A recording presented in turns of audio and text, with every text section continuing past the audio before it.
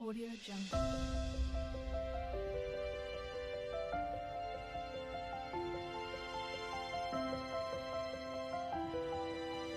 Audio Jungle. Om Shanti. आज 18 नवंबर 2024 के बाबा के अनमोल मधुर महावाक्य सुनेंगे। आज की मुरली में बाबा हम बच्चों को कहते हैं, बच्चे तुम माया के ग्राहक आधा कल्प रहे हो और इसलिए अब तुम बाप की श्रीमत पर चल करके बाप के बने हो तो माया जरूर विघ्न तो डालेंगी ही। दूसरी बात बाबा कहे कि माया के विघ्न क्यों आते हैं, क्योंकि अविनाशी वैद्य ने तुम्हें ऐसी दवाई दी है जिससे पुरानी बीमारी उथल तो खाएगी। अर्थात माया की जो बीमारी है वो उथल खाती है और इसलिए विघ्न क्रिएट होते हैं। तो तुम बच्चों को विघ्नों से कभी भी डरना नहीं है, लेकिन मन मना भाव के मंत्र से माया को भगाना है। बाबा हम बच्चों को ऐसा महामंत्र देते हैं जिस महामंत्र से सारे दुख दूर हो जाते हैं और तुम बच्चे सुख धाम में पहुंच जाते हो। तो सुनते हैं आज के बाबा के अनमोल मधुर महावाक्य। ओम शांति। मीठे बच्चे, बाप है अविनाशी वैद्य जो एक ही महामंत्र से तुम्हारे सब दुख दूर कर देते हैं। आज की मुरली से प्रश्न है, माया तुम्हारे बीच में विघ्न क्यों डालती है? कोई कारण बताओ। उत्तर है, पहला कारण, क्योंकि तुम माया के बड़े से बड़े ग्राहक हो। आधा कल्प के ग्राहक है, उसकी ग्राहकी खत्म होती है, इसलिए विघ्न डालती है। दूसरा कारण, जब अविनाशी वैद्य तुम्हें दवा देते हैं तो माया की बीमारी उथलती है, इसलिए विघ्नों से डरना नहीं है। मन मना भाव के मंत्र से माया भाग जाएगी। ओम शांति। बाप बैठ बच्चों को समझाते हैं, मनुष्य मन की शांति कह हैरान होते हैं। रोज कहते भी है ओम शांति।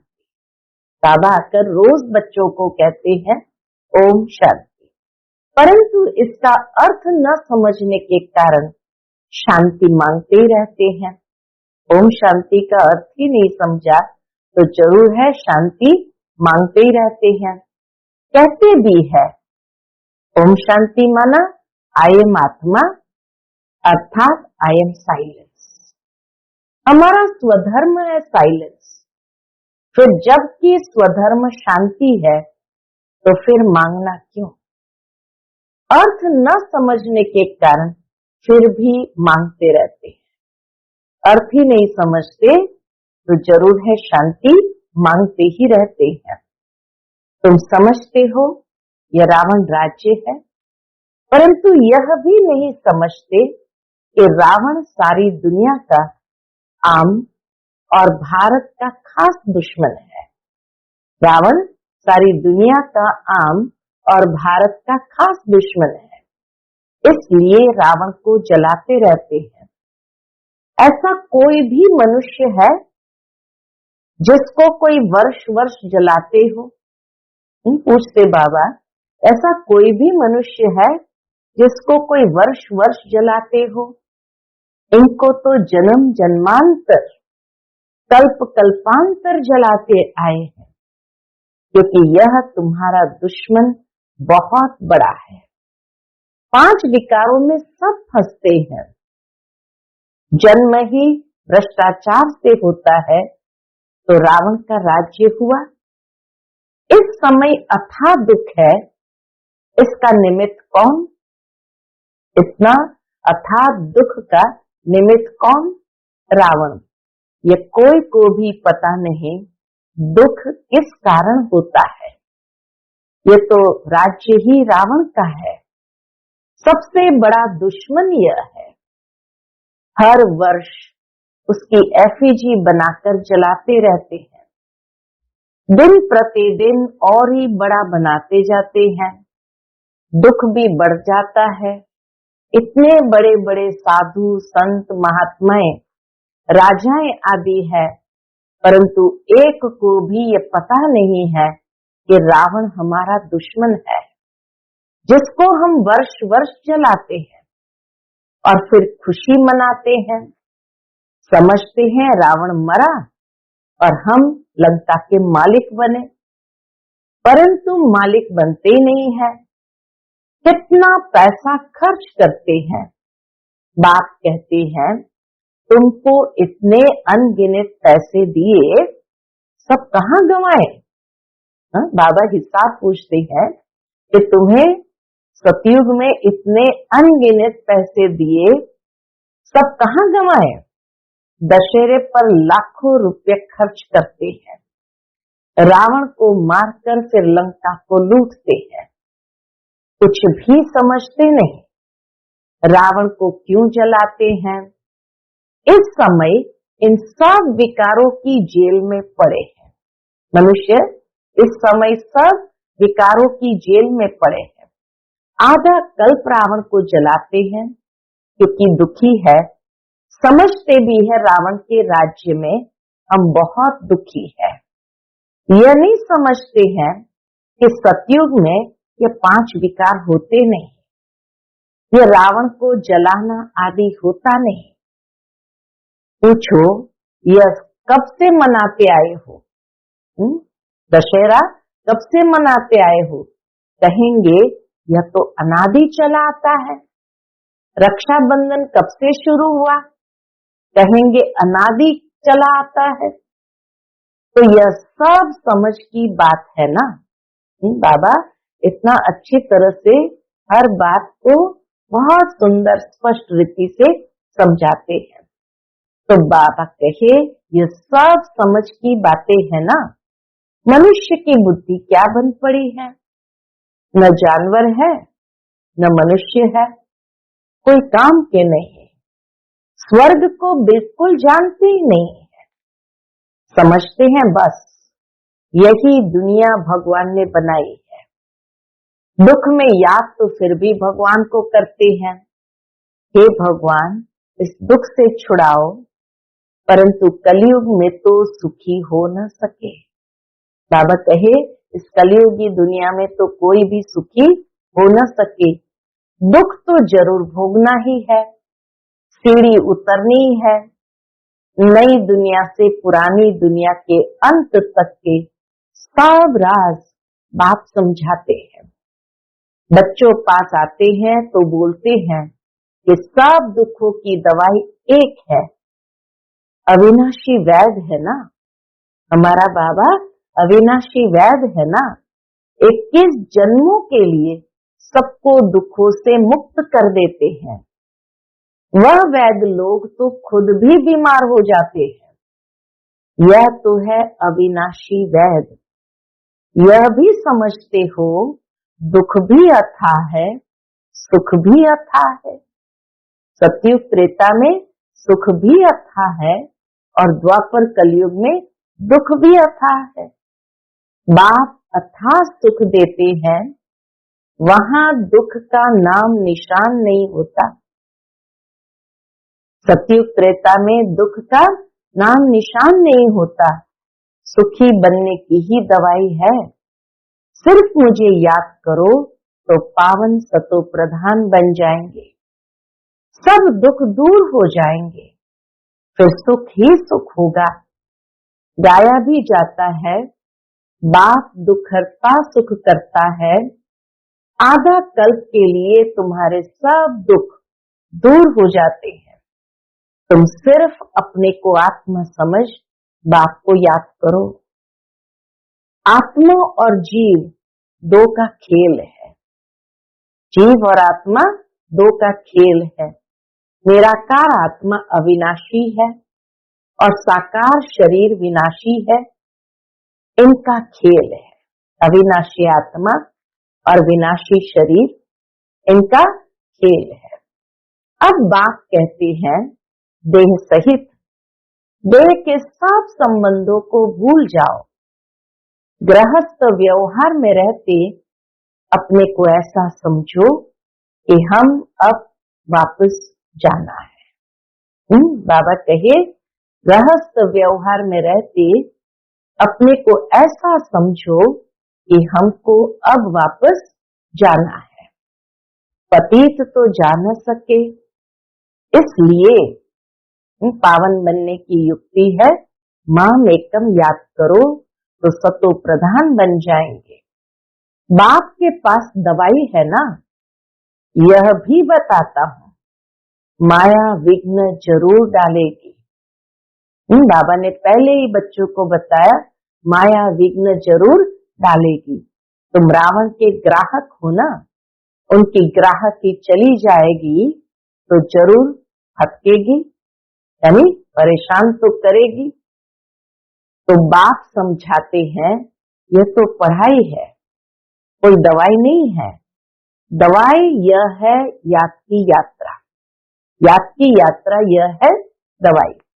एक ही दवाई से तुम्हारे सब दुख दूर हो जाएंगे। अगर मेरे को निरंतर याद करने का पुरुषार्थ करेंगे तो। भक्ति मार्ग में ऐसे बहुत है जिनका मुख चलता ही रहता है, कोई न कोई मंत्र राम नाम जपते रहते हैं, उनको गुरु का मंत्र मिला हुआ है। इतना बार तुमको रोज जपना है। जब गुरु मंत्र देते हैं तो लोग उसे कहते रोज इतनी बार जपना है, इतनी बार तुमको रोज जपना है। उनको कहते हैं राम के नाम की माला जपना।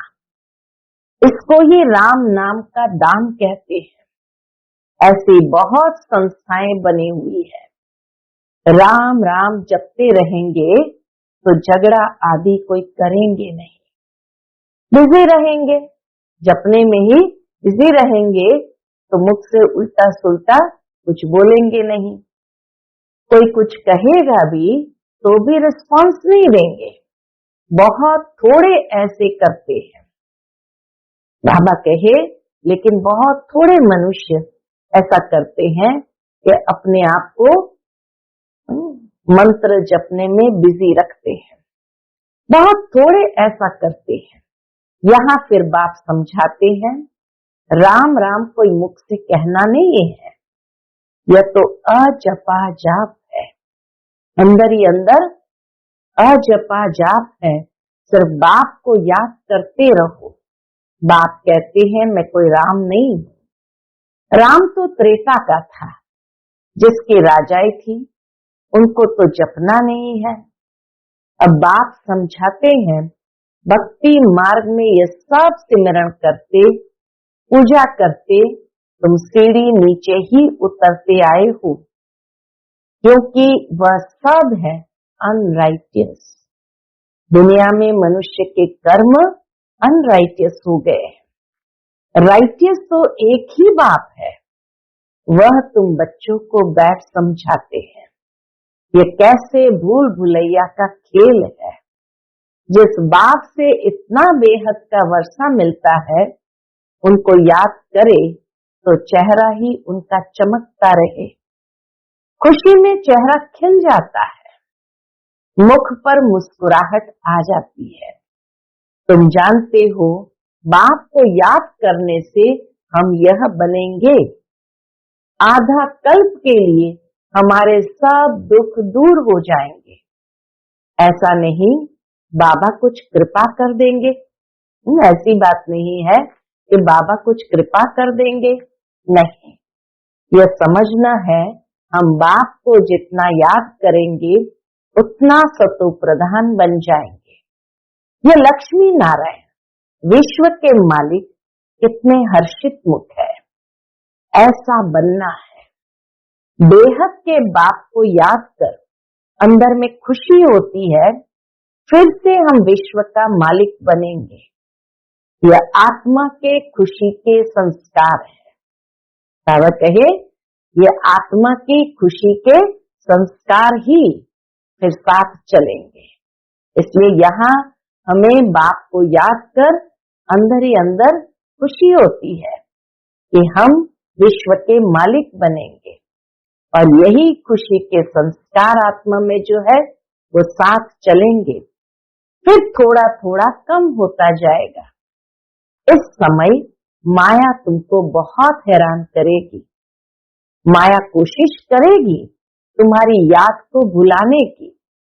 सदैव ऐसे हर्षित मुख रह नहीं सकेंगे, क्योंकि माया के कोई न कोई थप्पड़ तो कभी लग ही जाएंगी। तो इसीलिए बाबा कहे सदैव ऐसे हर्षित मुख रह नहीं सकेंगे, जरूर कोई समय गुटखा खाएंगे। मनुष्य जब बीमार पड़ते हैं तो उनको कहते भी होंगे शिव बाबा को याद करो, परंतु शिव बाबा है कौन ये किसको पता ही नहीं, तो क्या समझ याद करे।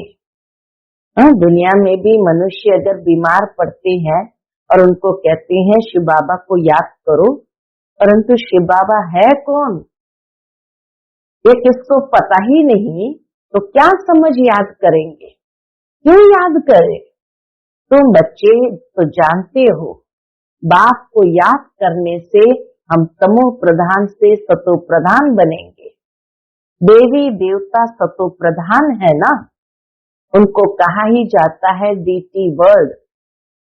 बाबा कहे उस दुनिया को कहा ही जाता है डीटी वर्ल्ड। मनुष्य की दुनिया नहीं कहा जाता, सतयुग को मनुष्य की दुनिया नहीं कहा जाता, वो तो है ही देवताओं की दुनिया। मनुष्य नाम होता ही नहीं। वहां के शब्दकोश में, देवताओं के शब्दकोश में मनुष्य नाम ही नहीं होता है। फलाना देवता वह है ही डीटी वर्ल्ड, यह है ह्यूमन वर्ल्ड। यह सब समझने की बातें हैं, बाप ही समझाते हैं। बाप को कहा जाता है ज्ञान का सागर। बाप अनेक प्रकार की समझानी देते रहते हैं, फिर भी पिछाड़ी में महामंत्र देते हैं। बाप को याद करो तो तुम सतो प्रधान बन जाएंगे, यही महामंत्र बाबा से मिलता, और तुम्हारे सब दुख दूर हो जाएंगे। कल्प पहले भी तुम देवी देवता बने थे, तुम्हारी सीरत देवताओं जैसी थी। वहां कोई भी उल्टा सुल्टा बोलते नहीं थे, ऐसा कोई काम ही नहीं होता। वह है ही डीटी वर्ल्ड, यह है ह्यूमन वर्ल्ड। फर्क है ना, दोनों दुनिया में बहुत अंतर है। यह बाप बैठ समझाते हैं। मनुष्य तो समझते हैं डीटी वर्ल्ड को लाखों वर्ष हो गए, यहाँ तो कोई को देवता कह नहीं सकते। देवताएं तो स्वच्छ थे। महान आत्मा देवी देवता को कहा जाता है, मनुष्य को कभी नहीं कह सकते। यह है ही रावण की दुनिया। रावण बड़ा भारी दुश्मन है, इन जैसा दुश्मन कोई होता नहीं है। हर वर्ष तुम रावण को जलाते हो, कि है कौन। बाबा कहे हर वर्ष रावण को जलाते हैं, तो ये है कौन, किसको पता ही नहीं है। कोई मनुष्य तो नहीं है, यह है 5 विकार, इसलिए इनको रावण राज्य कहा जाता है। 5 विकारों का राज्य है ना, सब में 5 विकार है। यह दुर्गति और सदगति का खेल बना हुआ है। अभी तुमको सदगति के टाइम आदि का भी बाप ने समझाया है, सदगति में आदि के टाइम का भी बाबा ने समझाया है, दुर्गति का भी समझाया है। कैसे दुर्गति की ओर जाते हैं, तुम ही ऊंच चढ़ते हो, फिर तुम ही नीचे गिरते हो। शिव जयंती भी भारत में ही होती है, रावण जयंती भी भारत में ही होती है। आधा कल्प है दैवी दुनिया, लक्ष्मी नारायण राम सीता का राज्य होता है। अभी तुम बच्चे सबकी बायोग्राफी को जानते हो, महिमा सारी तुम्हारी है। नवरात्रि पर पूजा आदि सब तुम्हारी होती है। बाबा कहे ये शिव शक्तियां भी तुम हो, तो नवरात्र पर पूजा आदि सब तुम्हारी होती है। तुम ही स्थापना करते हो, श्रीमत पर चल तुम विश्व को चेंज करते हो, तो श्रीमत पर पूरा चलना चाहिए ना। नंबरवार पुरुषार्थ करते रहते हैं, स्थापना होती रहती है, इसमें लड़ाई आदि की कोई बात नहीं। अभी तुम समझते हो ये पुरुषोत्तम संगम युग है ही बिल्कुल अलग। पुरानी दुनिया का अंत, नई दुनिया का आदि। बाप आते ही है पुरानी दुनिया को चेंज करने। तुमको समझाते तो बहुत है, परंतु बहुत है जो भूल जाते हैं। बाबा इतना समझाते हैं, परंतु बाबा कहे बहुत है जो भूल जाते हैं। भाषण के बाद स्मृति आती है क्या? बाबा कहे भाषण करने के बाद स्मृति आती है। यह पॉइंट समझानी थी, समझाना चाहिए था। हूबहू कल्प कल्प जैसे स्थापना हुई है वैसी होती रहेगी। जिन्होंने जो पद पाया है वही पाएंगे, सब एक जैसा पद नहीं पा सकते। ऊंच से ऊंच पद पाने वाले भी है, तो कम से कम पद पाने वाले भी है। दोनों ही यहाँ से निकलते हैं। ऊंच से ऊंच पद पाने वाले भी, तो कम से कम पद पाने वाले भी। जो अनन्य बच्चे हैं वह आगे चलकर बहुत फील करेंगे। यह शाहूकारों की दासी बनेगी, यह राजाए घराने की दासी बनेगी, ये बड़े शाहूकार बनेंगे जिनको कब कब इनवाइट करते रहेंगे। शाहूकारों को कब कब राजघराने में इनवाइट करते रहेंगे। सबको थोड़ी इनवाइट करेंगे, सब मुंह थोड़ी देखेंगे। श्री कृष्ण का मुंह देखने के लिए किसी किसी को इनवाइट किया जाएगा, सब थोड़ी मुंह देख सकेंगे। बाप भी ब्रह्मा मुख से समझाते हैं, सन्मुख सब थोड़ी देख सकेंगे। तुम अभी सन्मुख आए हो, पवित्र बने हो। ऐसे भी होता है जो अपवित्र आकर यहाँ बैठते हैं, कुछ सुनेंगे तो फिर देवता बन जाएंगे, फिर भी कुछ सुनेंगे तो असर पड़ेगा, कुछ तो जाएगा अंदर में। नहीं सुने तो फिर आवे ही नहीं। तो मूल बात बाप कहते हैं मन मना भव। इस एक ही मंत्र से तुम्हारे सब दुख दूर हो जाते हैं। मन मना भव ये बाप कहते हैं, कि टीचर होकर कहते हैं मध्याजी भव। पढ़ाई करेंगे तो मध्य में विष्णु जो है उसके दुनिया में जाएंगे। तो मन मना भव अर्थात बाप को याद करो, और फिर टीचर कहते हैं मध्याजी भव। यह बाप भी है, टीचर भी है, गुरु भी है। तीनों ही याद रहे तो भी बहुत हर्षित मुख अवस्था रहे। बाप पढ़ाते हैं, फिर बाप ही साथ ले जाते हैं। ऐसे बाप को कितना याद करना चाहिए। भक्ति मार्ग में तो बाप को कोई जानते ही नहीं, सिर्फ इतना जानते हैं भगवान है, हम सब ब्रदर्स हैं। बाप से क्या मिलना है तो कुछ भी पता नहीं है। तुम अभी समझते हो एक बाप है, हम उनके बच्चे सब ब्रदर्स हैं। ये बेहद की बात है ना। सब बच्चों को टीचर बन पढ़ाते हैं, तो सबका हिसाब किताब चुकतू कराए वापस ले जाएंगे। इस छीछी दुनिया से वापस जाना है। नई दुनिया में आने के लिए तुमको लायक बनाते हैं। जो जो लायक बनते हैं वह सतयुग में आते हैं। जो जो लायक बनते हैं वह सतयुग में आते हैं। अच्छा, मीठे मीठे सिकिलते बच्चों प्रति माता पिता बाप दादा का याद प्यार और गुड मॉर्निंग। रूहानी बाप की रूहानी बच्चों को नमस्ते। हम सब रूहानी बच्चों की रूहानी माता पिता बाप दादा को याद प्यार गुड मॉर्निंग और नमस्ते नमस्ते, शुक्रिया बाबा शुक्रिया। आज की मुरली से धारणा के लिए मुख्य सार है।